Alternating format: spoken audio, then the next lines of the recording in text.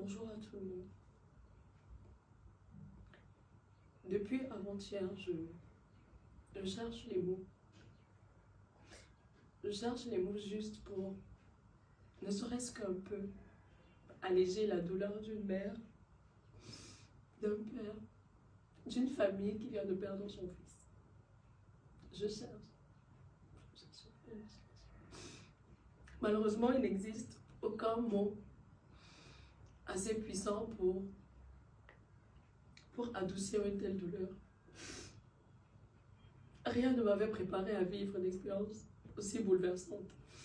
Et je comprends parfaitement toutes les émotions, la tristesse, la colère que ce drame suscite. Mon père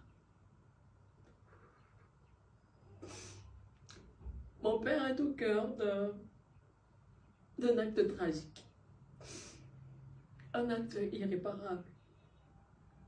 Je n'ai pas été témoin, mais je suis sa fille et aujourd'hui, je pense que c'est suffisant pour que mon nom soit associé à toute cette douleur.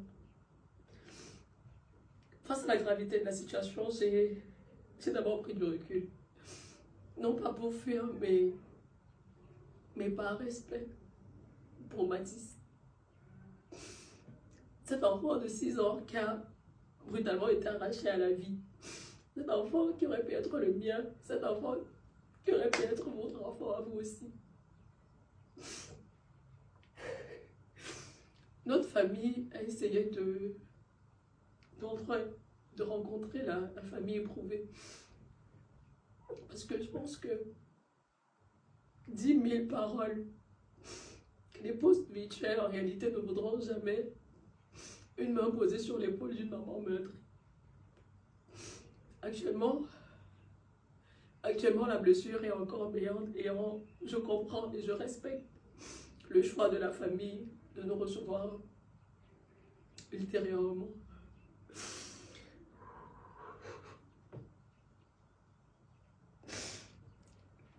La vérité, c'est que je suis perdue. Je suis bouleversée,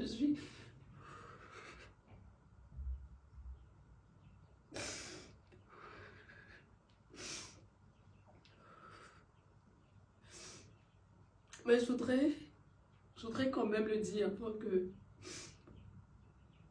ce rappel soit clair, que je condamne fortement toute forme de violence, peu importe les circonstances. Pour ceux qui connaissent mon travail, mes combats, mes convictions, mes valeurs ne changent pas. Même dans cette épreuve, même dans cette circonstance, même dans cette situation. Les forces de l'ordre se sont saisies de l'affaire. Puisse la justice suivre son cours de façon indépendante comme il se doit. Par respect pour la mémoire de Mathis, par respect pour le temps de deuil, mes concerts sont reportés. Les concerts initialement prévus le 23 mai au Palais des Congrès à Yaoundé et le 7 juin à l'Alhambra de Paris.